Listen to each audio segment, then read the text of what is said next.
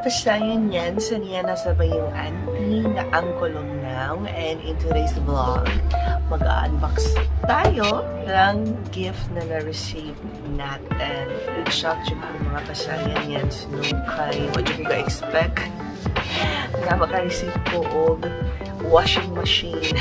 Actually, surprise na unta siya mga pasayan yan. Pero, ang globe, tungkol sa globe, napalpak ang surprise. Kaya ang mo-deliver ang pataan na gift, tawag ka sa amo. Unfortunately, hindi ko makontak tungkol kaway signal sulod sa akong balay. Mao na ang nahitabo na pugos ang sender sa pag-inform na ako na na maabot na parcel. Mao siya. Thank you so much.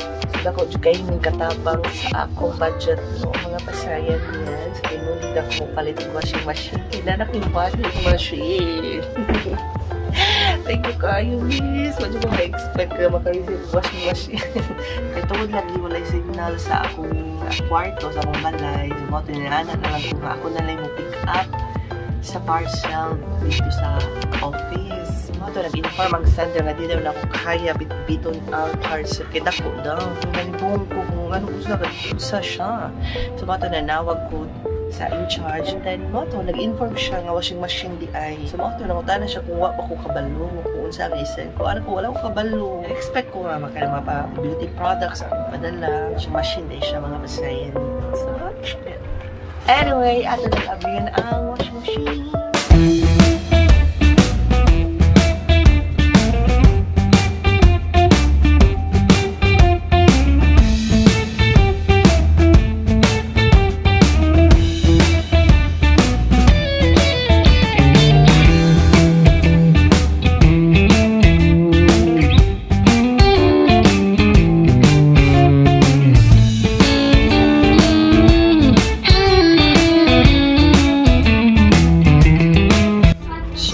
Ang washing machine, mga pasayan yan. So, dilit namang laban, no? And then, na ay dryer. Diba? So, in case nga mag-uwan, so, ato lang i-dryer ang ato mga lavada. So, today is my day of month. So, meaning, it's lavada day. So, ato nang gamito ng ating gift, no? Ang atong washing machine.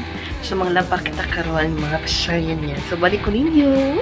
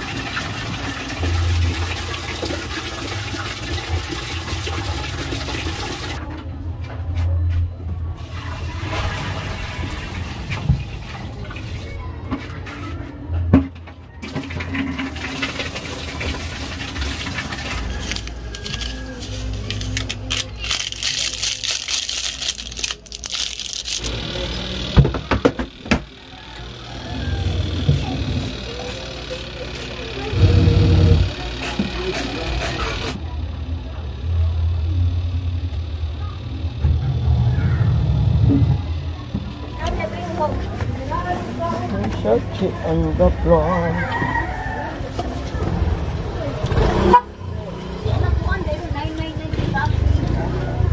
Kulog daw rupisto.